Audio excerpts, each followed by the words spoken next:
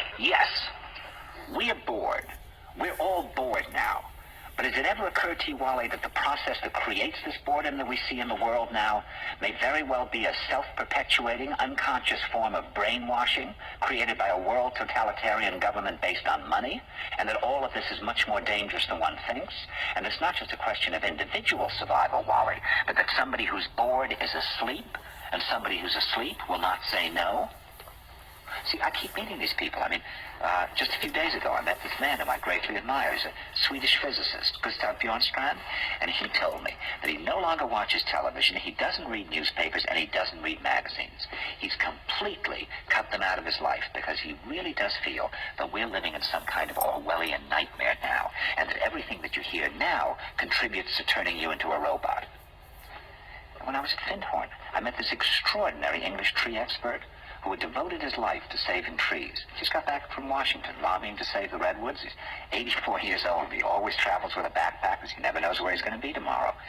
And when I met him at Findhorn, he said to me, "Where are you from?" And I said, "New York." He said, "New York, yes, that's a very interesting place. Do you know a lot of New Yorkers who keep talking about the fact that they want to leave but never do?" And I said, "Oh, yes." And he said, "Why do you think they don't leave?"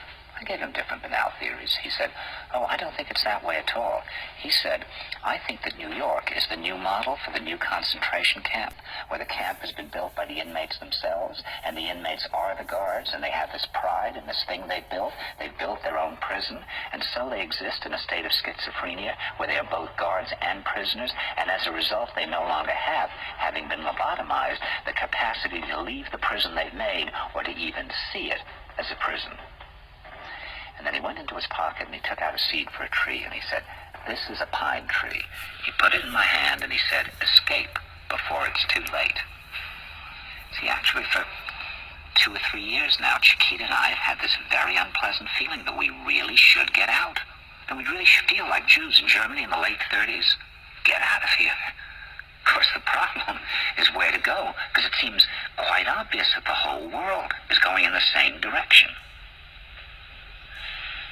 See, I think it's quite possible that the 1960s represented the last burst of the human being before he was extinguished, and that this is the beginning of the rest of the future now, that from now on there'll simply be all these robots walking around, feeling nothing, thinking nothing, and there'll be nobody left almost to remind them that there once was a species called a human being, with feelings and thoughts, and that history and memory are right now being erased, and soon nobody will really remember that life existed on the planet.